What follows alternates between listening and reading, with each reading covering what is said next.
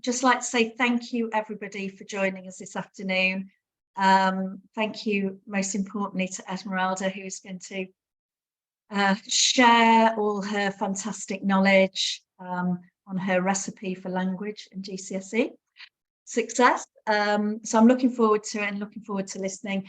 So obviously Esmeralda is hosting it today. I'm from This Is Language, so I've just come on to make sure it's all working correctly, really, more than anything. And Sam, who you can see at the moment, he's going to be looking after the chat. Just so that you all know, with the chat, I mean, as Esmeralda said, you can interact with each other and answer each other's questions where you can, but we're going to save any unanswered questions until the end.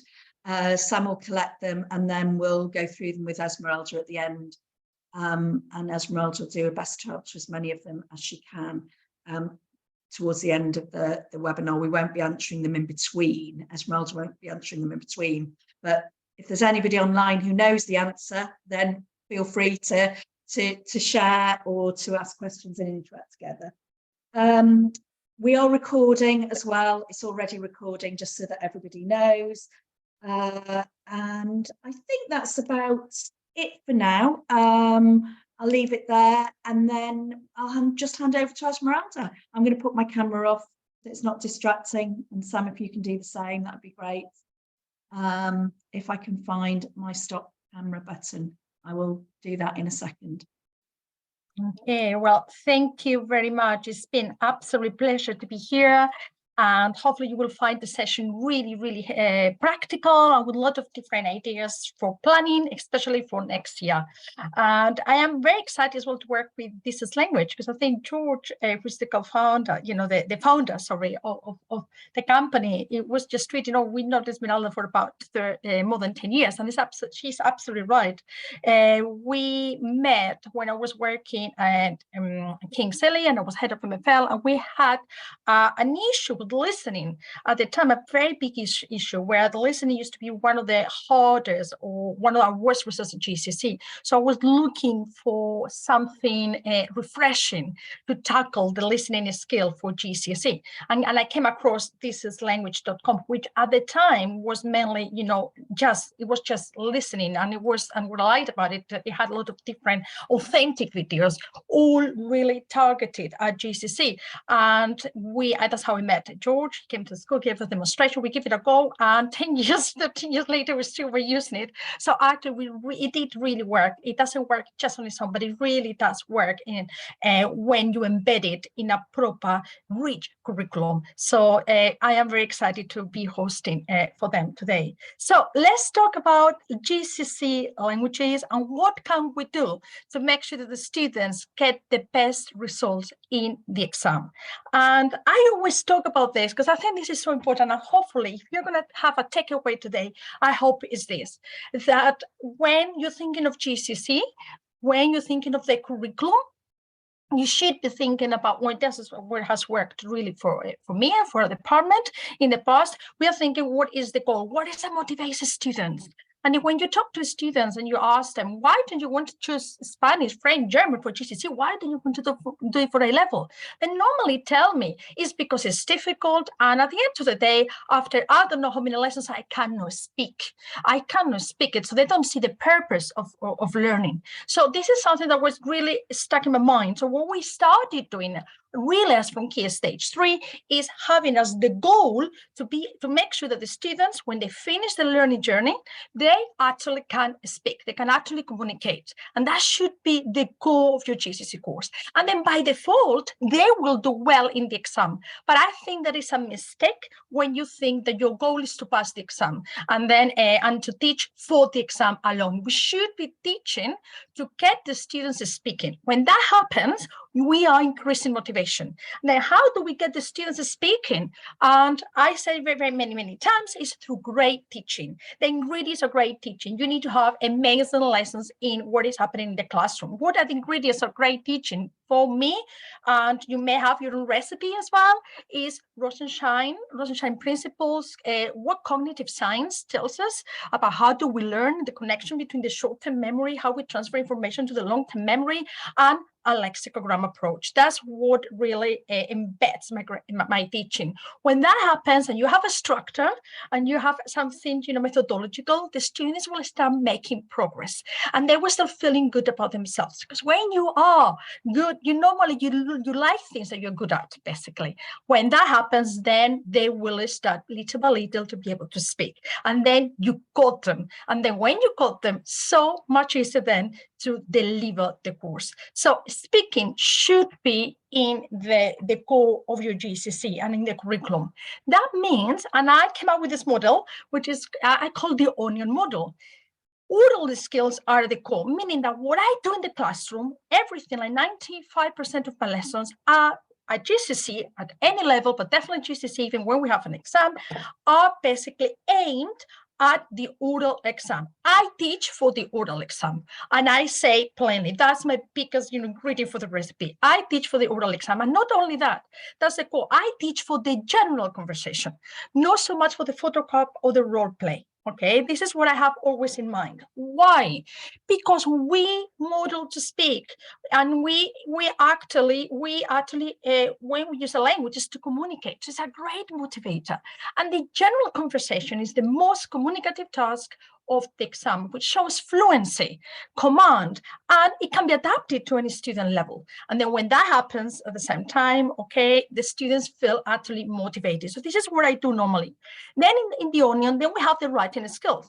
And I love the writing skills, and I put it after the general conversation, because if you can speak, you can write, and we can need to make the link between the speaking skills and the writing skills. The skills, sometimes the kids think there's something completely different. No, it's the same language, it's the same topics.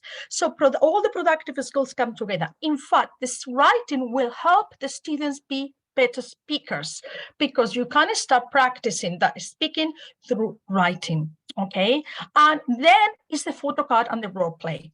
All right, and what happens, my vision is, if you can do the general conversation, you can talk about different topics for the exam, you can write, and you can also, you've got the knowledge and you have the language absolutely to do the photocard or the role play, which are easier than the general conversation.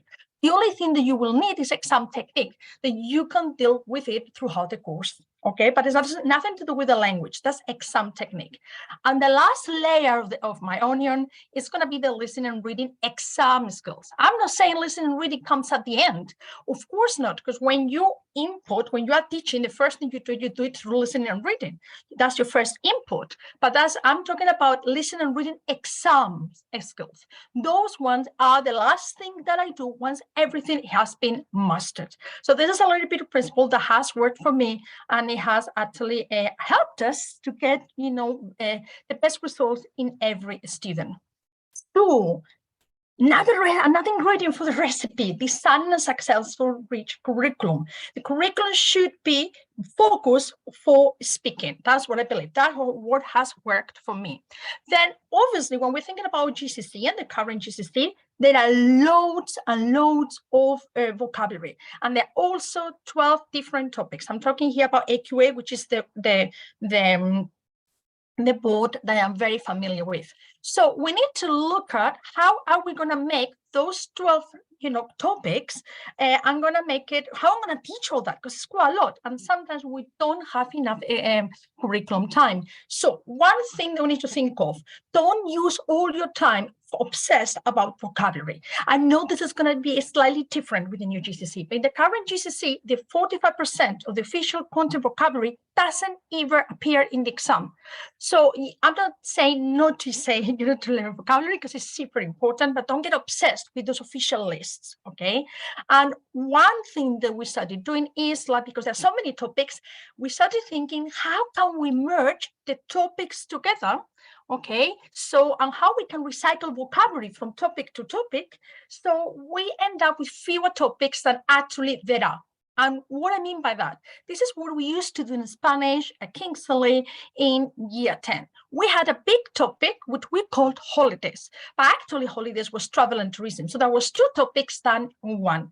And we used to spend 7 to 8 weeks. Sometimes we used to spend even 9 or 10 weeks. Schemes of work, your curriculum should be organic, meaning that it can change and should be adaptive, and you change it in looking at how the students are responding. And then what we used to do is that why did we choose holidays? Because holidays gave us the platform, the springboard to learn lots of key vocabulary and key verbs that then, high frequency verbs that then could be transferred to all of the other topics. And it gave us an opportunity to talk about present, the preterite, the imperfect, a little bit of grammar, okay, and the future only in the I form.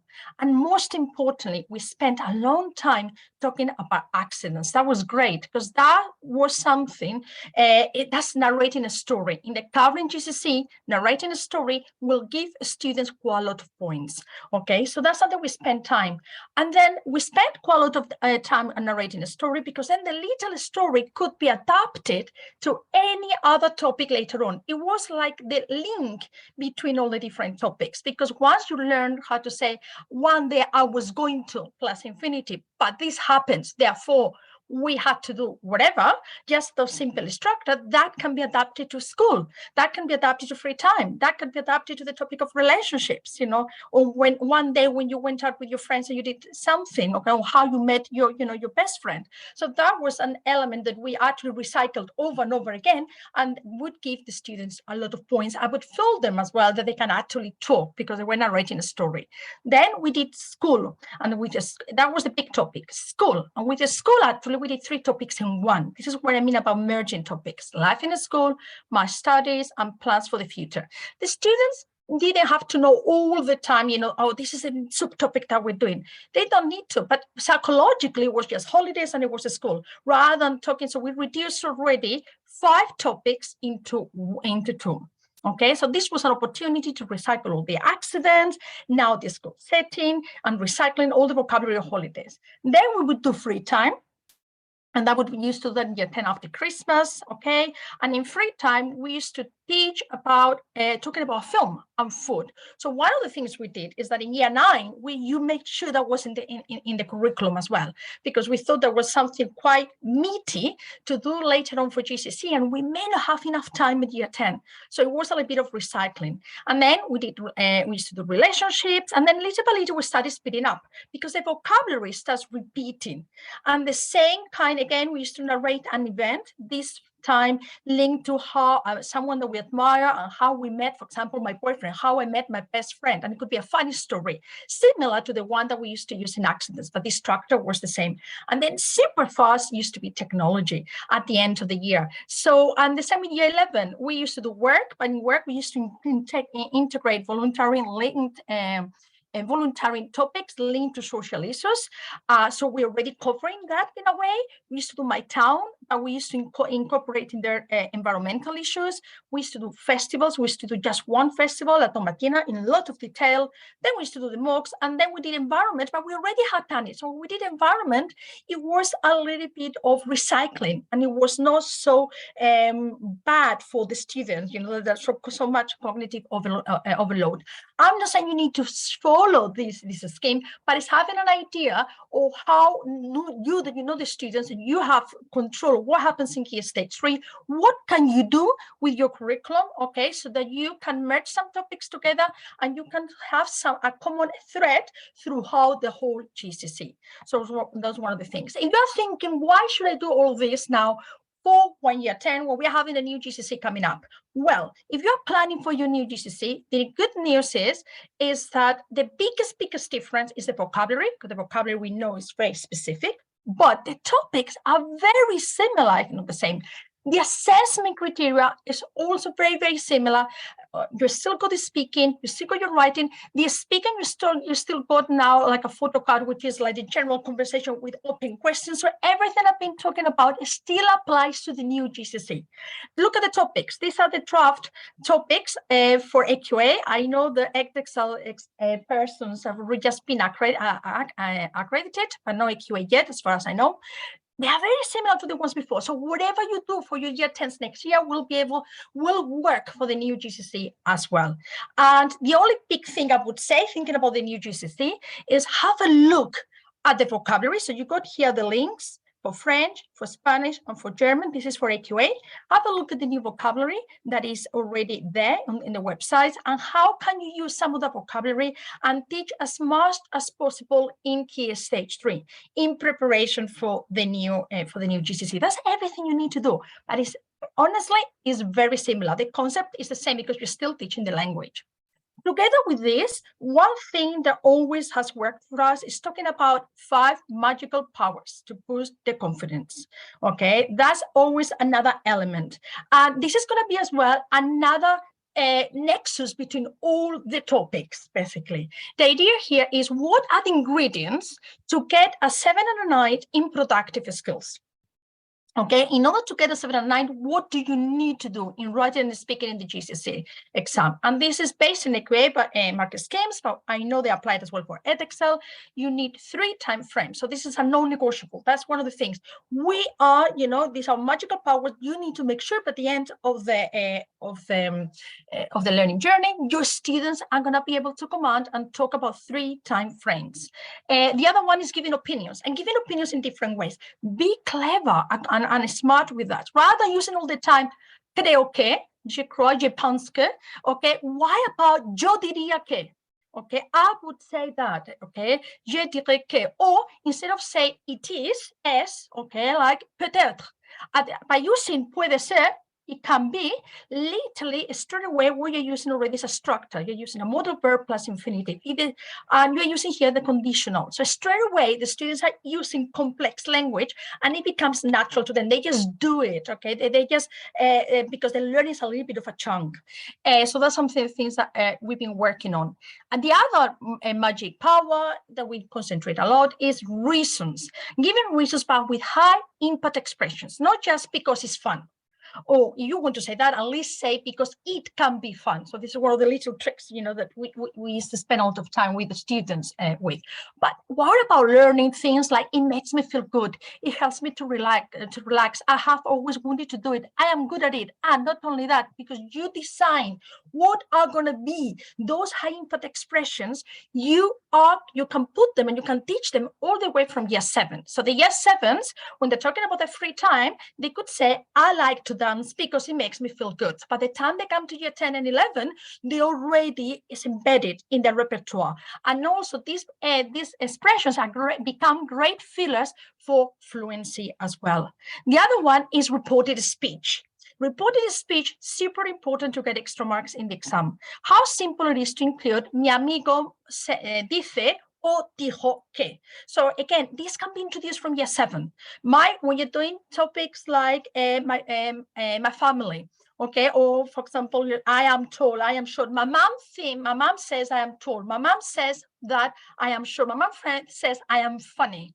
The vocabulary is very simple, but they learn says and said, okay, in the target language. Reported speech, that will be considered, again, another element that will give you extra points. And of course, using complex structures and a variety of language. And using, this is our key word, por ejemplo. When you use por ejemplo, we train the students to say, when you say por ejemplo, you're going to talk about your narrating event. That little accident that we basically practice in every single topic, pretty much. Because you can have an accident or a little funny story when on your first day of work and your first day of school, when you went to visit a festival. All that, okay, will be linked by for example, and this is my little event I'm going to tell you about. And there were obviously all the time, we practicing this in every single topic. Or things, if I had the opportunity, I would like to, when I'm older, you basically, things like I would have liked plus infinitive. And again, how much of those complex structures that you can learn as a chunk can you introduce from year 7 to year 8, okay? And these are gonna be great because there's also gonna be monitoring elements for the students. When the students have to do a writing practice, when they have to do speaking practice, have they used the 5 magical powers? So they see it all the way through. And actually they can look at this, you can adapt it as well from Key Stage 3. So they're really, really used to this and becomes embedded in their head. So in the exam, they do it as a second nature, okay?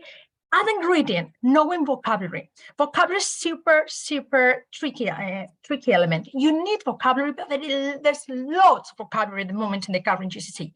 How can you make that teachable and not get, and motivate the students and not making them feel deflated? Well, one of the things we started talking about is dividing vocabulary in two different categories. Some vocabulary was productive vocabulary and the other one was receptive.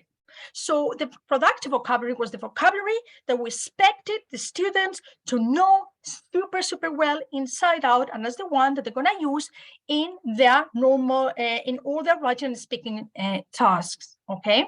And this is the vocabulary that we deliberately teach explicitly in our lessons. When we do the topic of holidays, this is the vocabulary that we're going to teach. We're going to do a lot of practice with this, oral, etc. So by the end of the topic, everybody's going to be able to talk about holidays.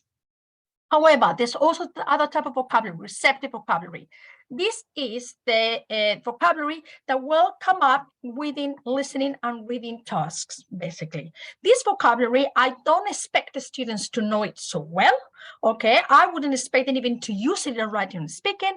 What I expect is just for them to recognize it if it appears in a listening and reading.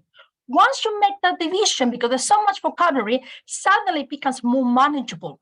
Okay, so you don't need to learn all that list of vocabulary. Actually, from all the list, this is the list that we are going to learn. And that should be in your sentence builders, that's what we used to use, but it could be your knowledge organizers or the vocabulary list that you use when you teach the topics, whatever method you use. And that is the vocabulary you should concentrate for the students to know extremely well. Okay, while the other one is just not learning it that well. Okay, so how do you tackle it then? When we talk about productive vocabulary, we taught the productive vocabulary via sentence builders, okay? And we created Quizlets linked to every single topic and subtopic that we were teaching. And these Quizlets, they were created by us, by the department, and then the students did have to know them extremely well, and we were very strict with it. This is a non-negotiables. This is the vocabulary that you need to know. Having high expectations is super important. Everybody aim high. Even if you got a student that you're not going to do foundation, don't tell them they're going to do foundation until it is eminent. So pretty much, I would say, don't make up your mind till January, because it's easier, my experience, to get a 4, to get a pass in the higher paper than it is in the foundation paper. And you're treating them like you're making them feel like you believe in them. I know that some cases are very obvious and that's not advisable, but that's something that really works. And then the receptive vocabulary will be taught via I would say any listening, reading activity, and of course AQA past papers. If you want the students to learn the official vocabulary rather than the whole list, I would, although you got the link here for edXL, the current one, and AQA, and this is your Quizlet links you want to have access to, concentrate on what AQA calls general vocabulary and edXL persons calls high frequency vocabulary. So if there is any vocabulary from the syllabus that you want the students, to really know, okay, just concentrate on that one, because it's been proved that the most of the listening and the readings are based on that vocabulary, the general vocabulary of high frequency, which is the same. Now, how does it work? In order for this method to work, students need to not just ignore receptive vocabulary. So the productive vocabulary, then Quizlets, because we do it for them and we test them, openly, explicitly. The receptive vocabulary, apart from the vocabulary, from these links, the students create their own what we call random vocabulary Quizlets, and they create their own Quizlet courses. So every time a word appears in a listen or in a reading, they take note of it and they actually put it and they make a note in their own Quizlet. We were very lucky because as our students, we had laptops in the classroom, but this can be done as well in an old-fashioned booklet or a vocabulary book. It works so much better in Quizlet. So the idea was the students always had the Quizlet tab open, and if something comes up, that was the random Quizlets. And then what happened is that they had to learn this one as well. But as I say, when they were learning it, I wasn't bothered about spellings or how you pronounce it. It was learning it from target language into English. Okay, for receptive ways. What I notice happening with my students is that in the case of high achievers students, some of that receptive vocabulary became productive because the students were sitting in the Quizlet and they were practicing, actually became active and they started using productively. But that is what happens naturally, you know, with the 9 and, you know, the 8 and the 9 kind of a student. But still, you can get a 7, okay, using this method and not only learning really well the productive vocabulary than we do for the students. Right, let's get, because I'm aware of the time. I talk about the general conversation has to be the aim. So one of the things that we do is teach for the general conversation. So how do we do this? How do we do the speaking? Okay, the learning journey should aim to master the oral skills. Okay, so listening and reading. Okay, only we do it for learning rather than testing. So we do a lot of listening and reading tasks we do normally in lessons, but the actual exam practice, as I said, remember the onion, is only done at the very end when a topic has been fully covered. Okay. And one of the things that we do as well is that to start with, as I said, we only concentrate on the general conversation. We don't even talk to them about the role play and the photocard in year 10. And we should say that, yes, there will be a task, but we don't really talk about what they have to do in the role play and the photocard. Why? Because otherwise there is too much. There is cognitive overload. And it was only around Easter time in year 10 when we done quite a lot of few topics, and the role play technique and the photocard technique is really explained to them. Because otherwise, the students have to learn vocabulary, they have to learn the grammar, they have to learn. We want the students to be able to speak, and then we tell them as well on top of all that exam technique to do a role play, a photocard. I ignore it, and it was only around this time, basically for my current year 10, about May time, that I would sit down with them and say, by the way, this is another part of the exam is the role play and the photocard, and this is how we do them. And by that time, because they're really good with the general conversation questions, it becomes an easy task, and they actually can do it. Okay, so the aim is to be able to answer model questions for the general conversation as spontaneously as possible. Okay, using the 5 magical powers. One of the things that we need, obviously, to be successful is to use the 5 magical powers, okay? So one I think is very important is to use the magical powers and practice them in isolation or in sentences with different contexts. I think this is key. So this is some of my ideas that have worked for me in the past. Flippity, with an flippity example. So this is something that really has worked for me. This is the random name picker in Flippity. So, for example, this is some of our 5 magical powers, okay? The verb, some common irregular verbs. And then I would say to the beginning of a lesson, a lot of retrieval, translate that from ife, what does it mean? Tendré, what does it mean? Será, what does it mean? So super quickly. So this should be, you know, like everybody checking for understanding. Another activity that I do is that I say to the students, tuve, tell me a sentence with tuve with the topic that we are learning. Tell me a sentence with ojalá tuviera with the topic that we are learning. I wish I had. And tell me as well, include in your sentence a sentence from the topic of whatever topic you've done last week, last year, or a few months ago. So all the time you are retrieving this. I've always wanted to do it. I wish I was, because these are the things that you want them to become, like we call in Spanish, coletillas. pass, which is basically fillers for them to speak, and also going to give them quite a lot of points. So that's one of the things I use. The other technique I use is beat the teacher, where you actually see structures one after the other, and the students need to write in the mini whiteboards a sentence with it as quickly as they can. Or I just say to them, tell me the sentence. Then I would say, like, I will have, tell me. I had, tell me. And this becomes part of the routine of retrieval practice in every single lesson. Okay, board games work great with this. And I also wanted to talk to you about this little game. Okay, that thing is that works very well for retrieving the powers, the sticky game. So how does that work? The sticky game, basically, what you need is sticky notes, and you give a sticky note to every student. And in the sticky note, the students write one expression from those 5 magical powers. Okay, or you can put some expressions on the board, and they choose the one they want to. What they do afterwards is that they stick their sticky notes, their notes, onto the partner's park, so the partners don't know what they got written. The idea of the game is then that everybody gets up in the lesson, and they're practicing each other, okay, the questions on the topic that you are teaching at the time, or you want to practice, or you want to do that in a piece of paper.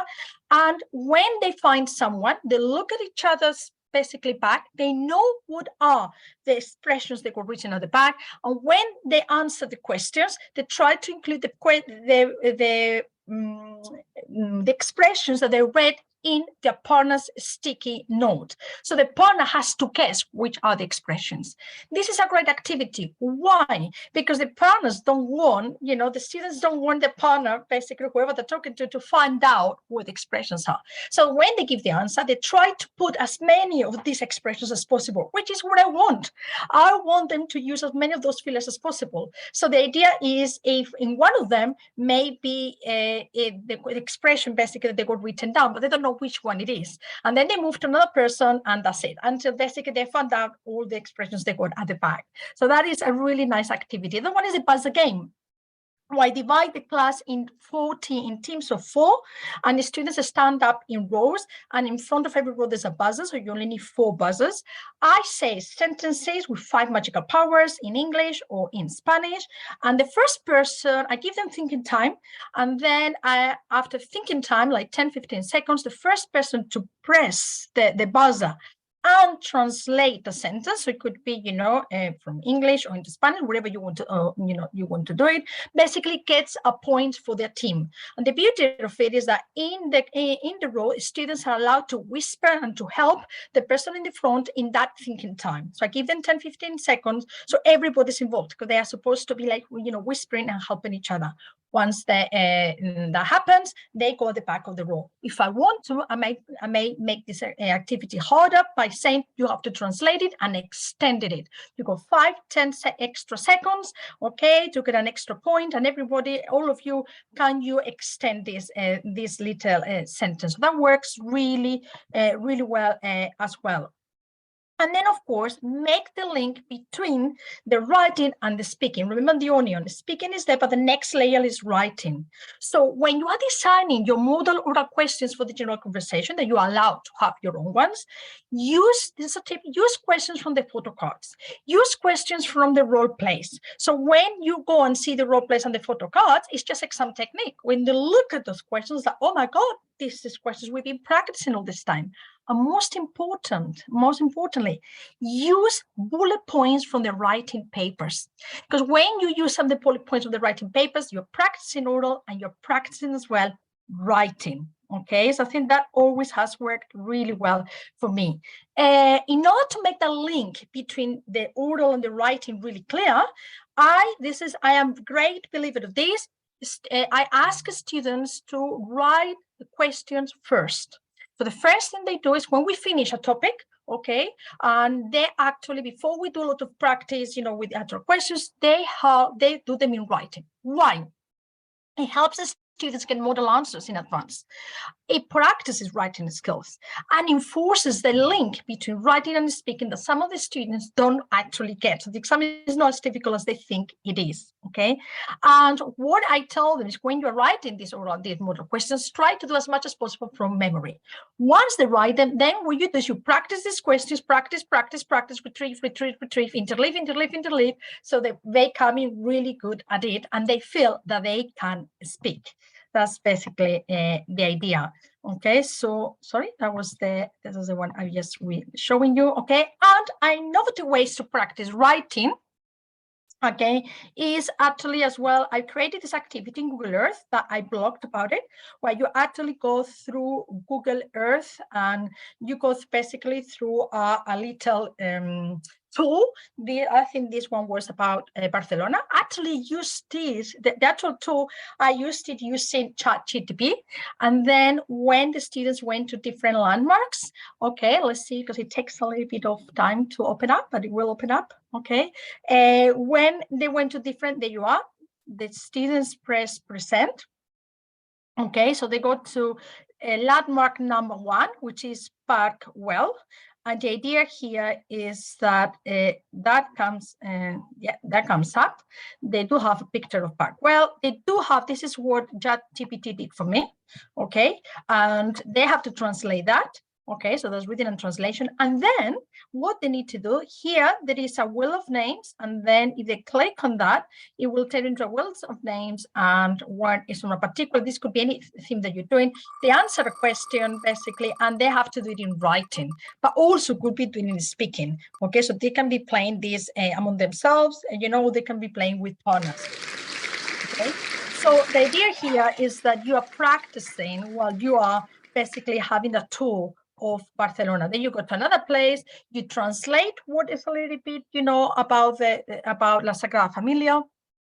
And then what you do is one that appears, then you go to the wheel of names again, which to be honest is already be open. They come up with another question and they do it in writing, they do it in speaking. So that is an activity that I actually tweeted about literally, I think last week. And actually I think I got a link as well to my blog, where you can do this activity with an activity capturing that I saw on the internet, capturing the flags. I thought it was really, really cool. So that's for you to have a look at it. The thinking process behind the oral exam, that is super important. I'm just going to say with this, okay, that when you're doing the oral questions, before tell the students, write these oral questions. The first time you do that, do them with them.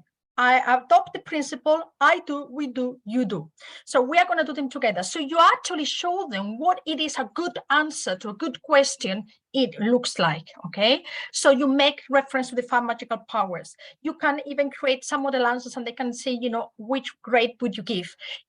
Share the mark scheme with the students so they know what they need to get, okay, in the oral questions to get to the top in communication and do their answers, okay, and this in this time in writing actually fulfill the criteria. You got here as well, you've got a link here to the oral booklet that we used to have in King's with a lot of examples of role plays, Photocards, general conversations. I think it's about 100 whatever pages. So you are more than welcome to have it and to tweak it if you want it as well. Okay, and then of course, once the students have written the questions, then you take those questions away and then you practice them orally. For that, again, Flippity is great. Okay, so this is another one, Flippity activity. This is now the randomizer. I put all the questions from the GCSE there. It could be just questions from a particular topic.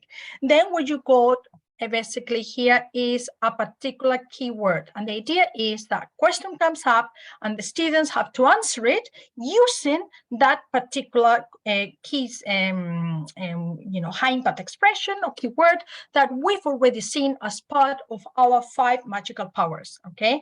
And the way we play this is with mini whiteboards to start with in writing, a link, or also in speaking, you know, with cold calling. And of course, once I share this with the students, like in Google Classroom or in OneNote, the students can do this one-to-one. Okay, so this is a great opportunity. And as I said, at the moment, this has got all the questions from the GCSE, but you can create this as well with just the topics that you are covering. And then what you do is that you incorporate the ones as you are working or you're teaching them along. So they are basically, next time you got questions from the topic that you're studying plus all the other topics you've done before. Okay, so that works, another thing that works really well. Genially, you got a Genially example here. You know that I love Genially. I'm using Genially for this presentation. Okay, you got the link, you can reuse it. And what I got here is a trivial, basically, that the students can just, basically, they just can move. They move all around. They can use the little things in there. Okay, so basically a trivial, and they could have a dice. And when they come to a particular color, there is a wheel of names, basically, from the different themes. All right, so they do this in writing or they do this orally. So that's another way of practicing the question. So the orange and the yellow, they're going to be wheel of names with theme 1 questions, blue and purple theme 2, and pink and green theme 3. So that is another technique, you know, that I use that works really, really well. And another one is inverse taboo. So the inverse taboo is a little bit the same as a sticky game, but instead of moving around the classroom, you just do it with your own partner. So what you do for this, you prepare cards showing a given topic and 3 high impact structures, you know, at the back of the card. And what do you do is that the students take turns. They take a card, they use a dice. And if they roll a 1, they need to talk for 10 seconds on the topic that says the card, and they need to include the high impact expressions, which are linked to my 5 magical powers, okay, that are basically in the card. And the partner, what they must do is they must basically find out what it is, what the 3 expressions are. That's why it's called inverse taboo, because in taboo you're not supposed to name the words that appear, but here you're supposed to do it and disguise them with more high impact expressions of magical powers, so you confuse your partner and he cannot guess the ones, you know, basically that you're supposed to be using. So that works really well as well. And the thinking process with the writing, super, super important as well. Okay, I think this is super. What we do is that when we do all the questions we've done in orally, and we practice them all throughout, then we concentrate in the actual writing exam. Okay, so I normally start with a 90-word task, or you can start with a 150-word task straight away. Okay, so again, what you do is that you do the writing test, a writing exam quest type of question with them. I do, you do, we do, kind of, you know, sorry, I do, we do, you do on your own, okay? And that is actually really, really powerful, because the idea is that you show them how they need to answer that question. And if you can, you can record yourself actually answering the question, which is what I did with this video for reference for my students. Then what we started doing in year 11, as soon as they hit the year 11 in September, every 2 weeks, we used to do a time writing task.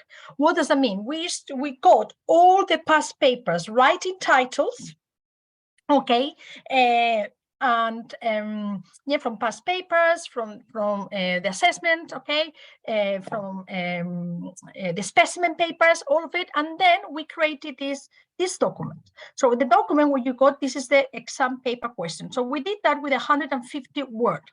Okay, so we didn't do that this much with the 90 word. Again, if you can do the 150 word title, you can do the 90 word. Regardless, if the students were going to do foundation or higher, this is very important. And then what we used to do, so they got here like 12 titles based on all the exam, all the past papers. And this is the important bit. What we used to, I used to do is I used to say to students, this is going to be your time writing title. You're going to go home and you're going to prepare it. Okay, so this is what you will need to write about. And once you come home once you come to the lesson, you are going to give you a piece of paper and you are going to write 150 words unaided without looking at any of your notes on those 2 bullet points. But this is a difference. I'm not just asking them, prepare it. What I'm giving them here, and the first time we went through it together, is that I'm giving them ideas on how they could actually tackle every single bullet point, and I explain it in English. So look, for the first bullet point, write about what you did in the shopping center. So I'm telling you, you can write in the past about restaurant you visited. So I'm giving them ideas, and because I know the topics we've been doing, okay, I make the bullet point explicit. What I mean by that, sometimes the bullet points can be obscured, like talk to me about an amazing about something that makes you happy. So some of my students may say, I don't know, we haven't done the topic. Well, actually, you can link it to a holiday. You can link it to the day that you met someone, famous. You can link it the day that you worked in a charity shop, and that made you happy, and why that made you happy. So what I'm doing here is I'm making the bullet point achievable by making the link to the bullet point and the topics that we've been doing.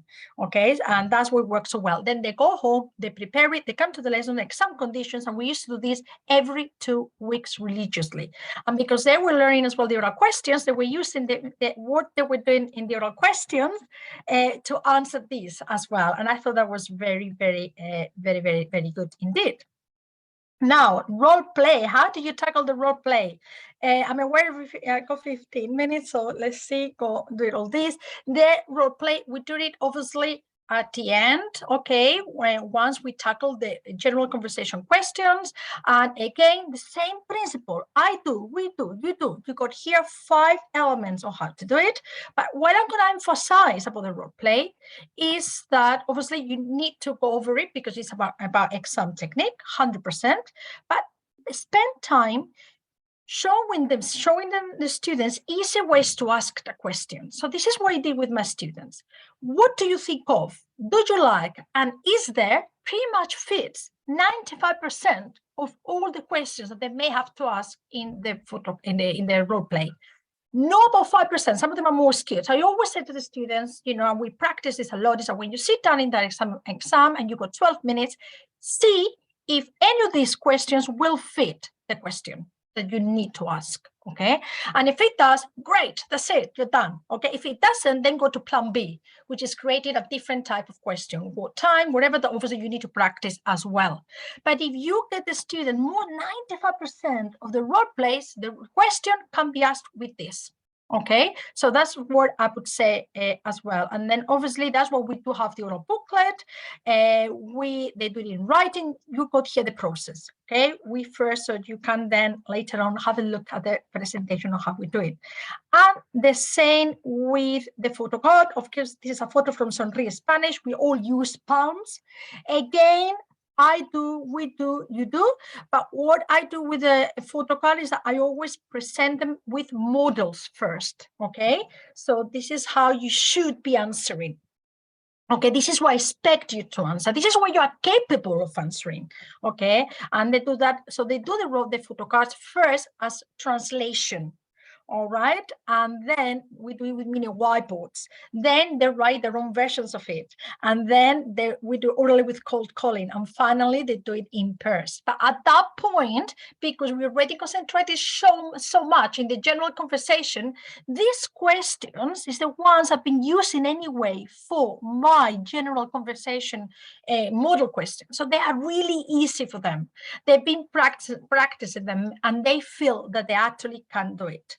And this is a technique that I use, scaffolding practice, for the photo card. So what I've done, I showed this as well in the previous webinar. I created a Geniali, and the Geniali we has got as the background is one of the photos from the exam. If you go to the next one, it's got another photo from the exam. And you go to the next one, it has got another photo from the exam. And then what they do is that you got here, this is for the students to do it individually. This is what they have to do. And this is what is scaffolded, because now students will work at their own level. The easiest level to work through is the black level. So what they need to do is they need to click on the flying voice. I'll show you in a minute how that works. They need to read the questions, translate my model answers in the books, and then they record themselves using Vocabulary, or you're using OneNote, you're using obviously the record button, or you're using Google Classroom. You can use Mode. Then level 2, okay? So once they do this, they move to level 2. Some students, this level 1, the black level is too easy. So they move straight away to the purple one. That's what is scaffolding. The second level is you click on the flying boys again, but now think of a different answers. Don't translate my model answers. Think of your answers, okay? And write them down in your book, and then you record yourself. And the last level, which is the red level, is click on the flying boys, read the questions, record appropriate answers with Vocaro, but don't write anything. So this is think on the spot. This is even harder than what they have to do in the exam. You can use any of the material you use for the previous steps if you want to, but not doing from scratch, okay, from memory. Some of my students, they only have to go to level 3 straight away. Some of them, they go to the purple level, and that's why it's a scaffolding. And this is what they look like when they go to the flying people. So the first one, always what is there in the photo, and this is my model answer. So black level is basically translated and recording. The purple level, they think of something alternative and record it, and the red level, they say it was something completely different, but they're not allowed to write it, and they just record it straight away. So this is a nice activity with Genially, that you got the template. The only thing you need to do is to change the picture, and obviously in each one what it is your model answers, which I think works really well. And of course, in innovative ways, use TikTok videos. Okay, I had this would work better with, I must admit, with a very motivated class, but even with the students with mixed ability, this works well as well. My students last year actually were fed up of doing Photocards from AQA, super fed up. So what I did is I went to TikTok and I downloaded lots of short videos. And you can see there's only 22 seconds, 24, 18. And they're related to this because they're funny. And these are from TikTokers, in Spanish. And the different colors are the different topics. And then I wrote questions similar like the ones that they have to do in the photo card. First one is, instead of what is in the photo, what is in the video. And then what we did is that we did it, we showed them this in the whole class. We did this, we had a laugh because they, the kids thought they were really, really funny. And because they were so fed up with the black and white photo cards from the booklet. And what they did is we did it in writing, and then I gave them the URL, and then they practiced them in speaking in pairs, and then they used them as well to get ready for the oral exam. So that's it. That is, if you want to be innovative, that is one of the things that have really worked for me as well. And that takes us to the listening exam. What I would say, first of all, textbook listenings. Textbook listenings, they're all right, but I don't think just by doing textbook listenings, you can pass the GCSE exam, unfortunately. So what we tried to do is we use the textbook listenings. They got some value in them at the beginning, or when you're introducing basically the vocabulary. So, but the listening activities they had to do with the textbook, I didn't think they weren't that good. So what we started doing is we started creating our own worksheets based on the listenings from the book. Okay, and we would take them, the students to the language lab, but you don't need to have a language lab. You could be just these days just in your own classroom, as long as you've got a computer and you've got headphones. And students will complete this every 2 weeks religiously. We take the students to the language lab, or we do listening practice in class. But and we use these little worksheets. So these worksheets are the listenings from the exercise, the textbook. Here you are, like you go Mida, for example, you go Biba, all right, page 13. And actually I got different textbooks and you put them all together, and I create much meatier activities that way. So that's one trick I would say to get yourself ready before you embark on exam, the listenings from the exam. Now, I'm going to give you a 7-step approach for listening. That actually works really, really, really well, okay? And I promise you this works. For this to work, you need to dedicate a lesson to listening, one every 2 weeks. So in year 11, for example, this would be one every 2 weeks. One lesson is writing practice, time writing a task, and another week we'll go to the computer room. You don't need a computer room as long as you've got a laptop and the students got headphones. That's it. You can make your own classroom nowadays into a language lab. And what do? Step one, you do a lot of intensive listening tasks as part of your teaching when you introduce the topic. We all know this. Step two, when is your turn to go to have your listening lesson? Okay, go every 2 weeks. Okay, do listenings there. Okay, from the textbook based on the topic that you are covering and past topics. Okay, what it works really well here is to give them the transcript. Okay, so my students were trained to cover the transcript when they're listening, but if they're really struggling, why not using listening while they're reading? That's super powerful, because then you look at segmenting, and you look at word, sometimes in Spanish it sounds like everything is just one word.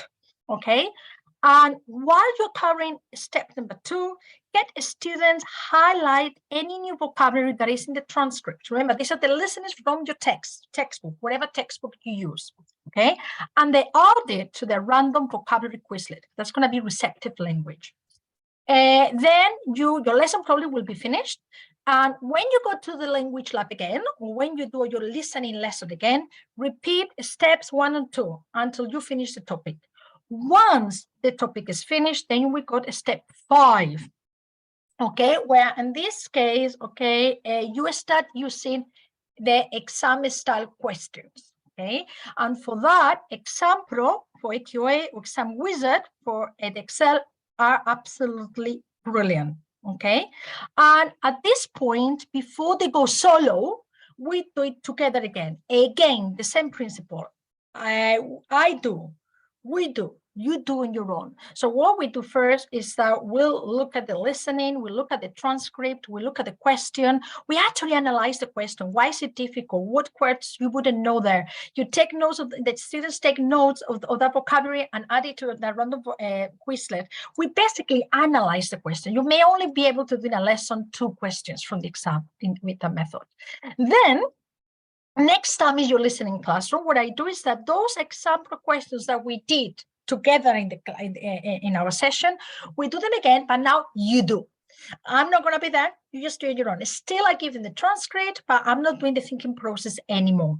Okay, and then they do it on their own. As soon as they're doing more topics, what you do is that you start adding questions in example from past topics as well. So you do the interleaving. And step 7, which always has worked really well for me, is then you do this is language. I have forgotten to mention as well that this is language has got a new oral and writing elements in there, so you can actually practice writing.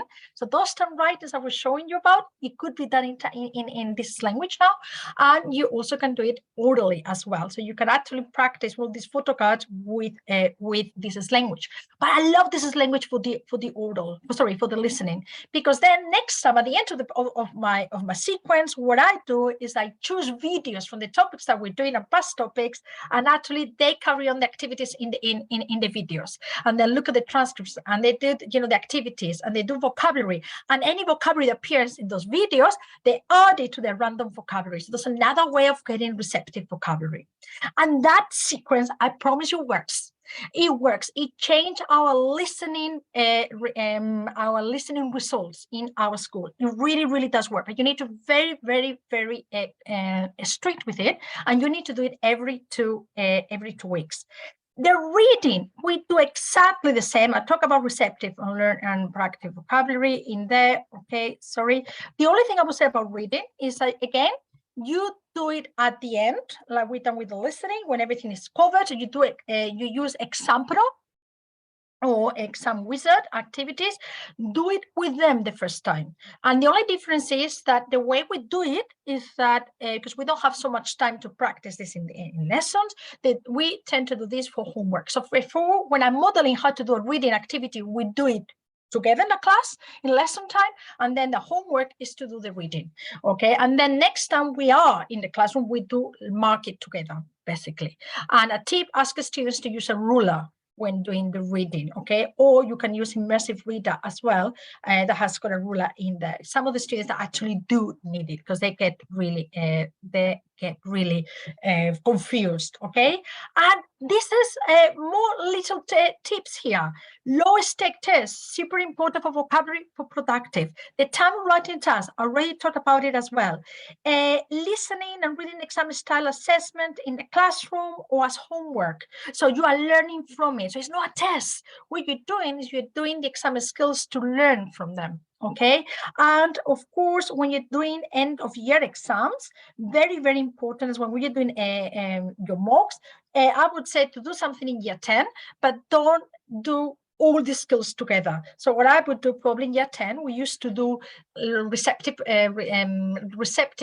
skills only around Easter time, listen and reading, and then we used to do oral in July to get something, you know, and looking forward to and to show them basically something about the productive skills, but we didn't do translation assessment, or we didn't do any writing assessment. And then in year 11, of course, we did all the mocks. And what you have here, which I think is very important, is a self-evaluation and target setting that we use that works really well, that really highlights in colors basically what the students are doing and how they are doing it. Listening, reading, writing, etc. Basically, so that's something that you are more than welcome to, you know, to have in there. As you can see here, you got that this is language there as well as one of the things, you know, that how to get better. I also wanted, yeah, that's absolutely absolutely fine. And then the least, okay, fostering independence and resilience. It would be really lovely. I know we just at the end of the time, but can you share in your chat some ideas, things that you use to make your students resilient? What is that makes students resilient? Okay, and how do you foster independence? For me, they come together because what makes students resilient is we're teaching them to revise little by little and how to revise. So when they are facing the actual exam, they are not doing everything at the end, and they're not doing everything, and they don't panic. Some students are very good at that, but some of them, they are not that good. So though that little sheet I'll show you at the very beginning, that's great for monitoring strategies for productive skills.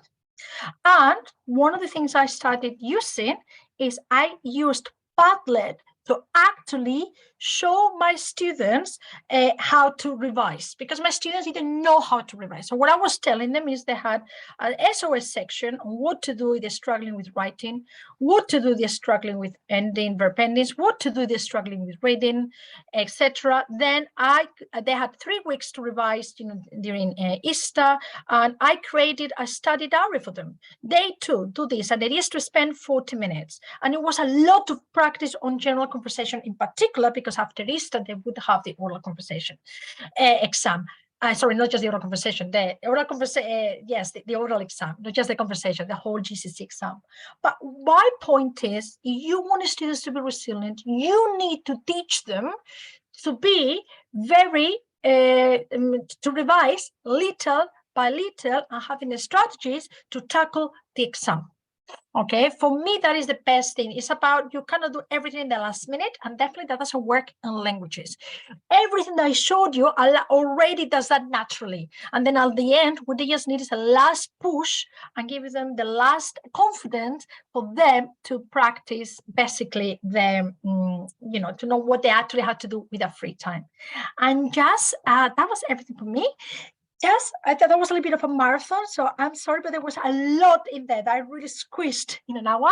You want to try this as language, which I think is absolutely brilliant for the listening. You can have a free trial if you go to this QR code. So you just scan this QR code, you will have an extended free trial for listening with this is language. So you can see for yourself actually how good it is. And in that step 7 in listening.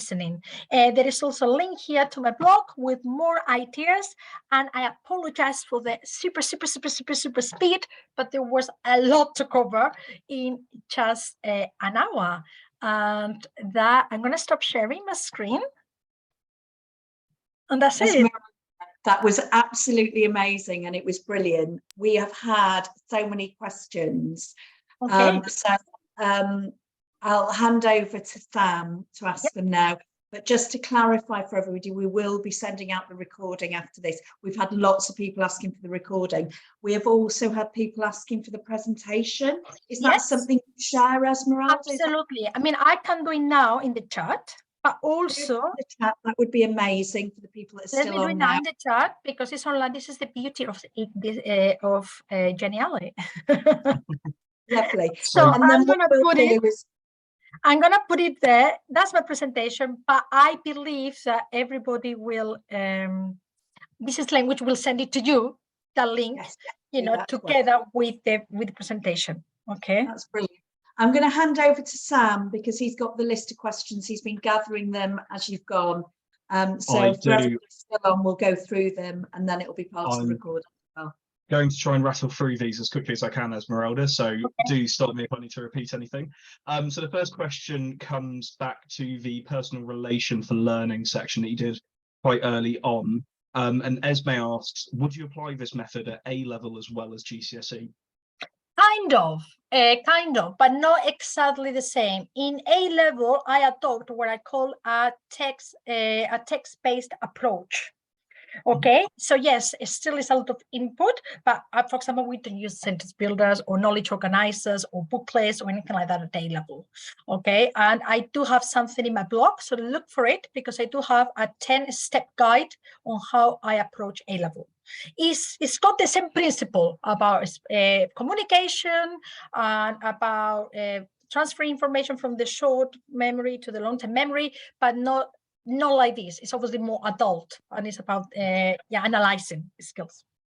Fantastic. Our next one comes from Hannah. Hannah asks, in the example of Quizlet within the classroom, how many contact hours do the pupils have per language? Was that, sorry, can you repeat that in there? So during the example of Quizlet within the classroom, how many contact hours do the pupils have per language? Okay, right, got you. We used to have 3 lessons per week. Okay, per language, 3 lessons per week, and the lessons were like 50 minutes each. Let's remember, there was definitely not an hour, so it was like 3 lessons per week per language, and the students could do 2 languages, or they could do 1. Sure thing. Next one, Mywen asks, what is triptycho? Triptycho is like, let me think, I don't use triptycho, I don't think, but I believe is the one, is that I don't think I mentioned triptycho, but I think the triptycho is the thing that you actually, is another ones that you got signs and the students got, if it's like multiple choice and if it's A, everybody shows them. I think it is, but I don't use triptycho. I've never used it. Somebody else asked that in the question. Okay, I don't use it personally. I know what this, I think it's the one with the things there, because I think there are better ways of doing the same thing, but that's it. Sure. So our next one, Pilar asks, are the magical powers and the high impact expressions the same for both higher and foundation students? Absolutely, and this is really important. You need to have high expectations. You cannot just go to the students, oh, you are like second class, you're just foundation. If you want the students to achieve, you need to show them, you need to believe in them. So I always, that's why I don't decide who's doing foundation or higher till the very last minute. And I know, unless some of my students, I know that like they're gonna get a 2 or 3, you know what I mean, which who sometimes we have, all right? But it works for 90% of the students. Brilliant. We've just had a follow-up to the triptycho question. It's about £20 and you upload a set. It's got some great ways to manipulate and gamify vocab. So thank you, Louise, for putting that in the chat. Our next one, do you use timed writing in lower years pre-GCSE? It seems like a good way to get them to use consistently. You could if you want to. We haven't done it. The reason why, because in year stage 3, we only used to have like 2 lessons per week. And the idea was more communicative, and I used to do these things more like project-based learning. So it was not part, I don't want to make it like, oh, this, in fact, we don't even do in year 10. We only do it in year 11. But it amazes me how well prepared they are, because they know it so well. It's just, and you practice these writings over and over again, they become amazing. And by doing that, they're also learning the oral. Sure thing. Our next question is, how did you create the Trivial Pursuit board online, and is there a website? It is, yes, it is. You will have the link with my presentation. Brilliant. And it's with Geniali, which is free. So Fantastic. you will need to open an Yeah. account with Geniali. It's free to create like Mhm. presentations and gamification. And if you just go, it says use this Geniali. Once you use it, you just basically adapt it. And I do have videos in my YouTube channel on how to basically practice, on how to manipulate and work with Geniali. Yeah. Fantastic. So Samir asks, the paragraph writing grid with guidelines, great idea. Do you ask pupils to write a first draft as homework first? It depends. It will depend. I cannot say it depends on my class. If I think they need it, probably yes. If I don't think they need it, you need to basically play by ear and see basically what works better for your class. Of course. So next question, if I haven't focused on oral skills and now year 10 is ending, is it too late to start? I'm a second year ECT.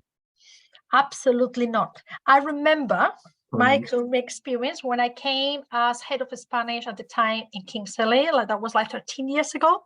And I was given a year 11 class that obviously were not used to me. They were doing something completely different. And I did it in 1 year pretty much. It was a little bit of a marathon, but we did exactly the same kind of focus. I something I've been doing it not just recently from day one, and you can train it. It's harder. So this is the element of this. If you're going to do this, even with the new GCSE, you're going to see the results really boosting, and you can study in Key Stage 3, fantastic. But you can do it in the last minute as well. Fantastic, that's great. Is there an Exam Pro or Exam Wizard equivalent for WGEC? No, that's the Welsh exam.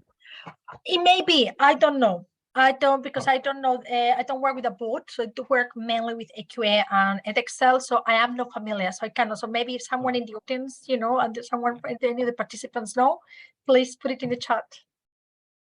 Will do, yeah. This is Language does currently actually have resources that are tailored towards WGEC, so if you're struggling to find some of those, they are available on thisislanguage.com. The next question is, do you have to pay for Exam Pro? Yes, you do. Yes, you do. But I think it's worth every penny, because it basically exam wizard. What they do is that it's basically past papers, and you just can basically select with the topics and everything. And I think it's actually really good. And it's not. I think it's affordable. If it's something, I would definitely make money for it. Brilliant. So down to the last couple of questions, so we won't keep you all much longer, I promise. Next question is from Carolina, who asks, Esmeralda, what would you recommend as summer work for year 10 going into year 11? Your oral questions. So we used to do basically for that. You got this is language. Actually, you can prepare assessments, oral assessments in this is language for them to do it.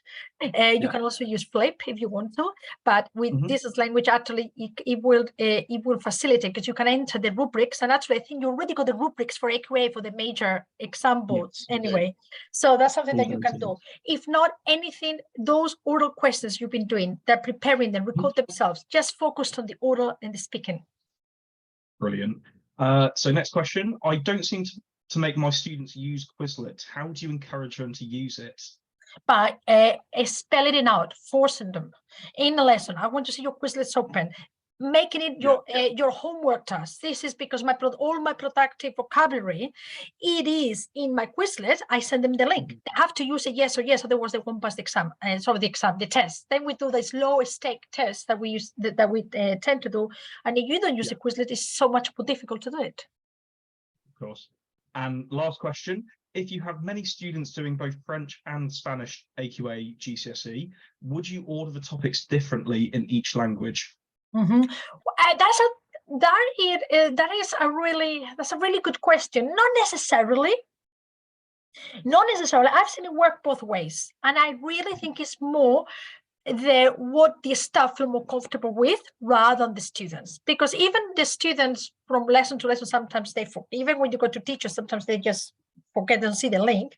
They don't I don't think it's been ever for me an issue, and in fact it's been good, because sometimes when they're doing the same topics, they get ideas from the French lesson that they can apply to Spanish, and they will run, and actually has worked in my advantage.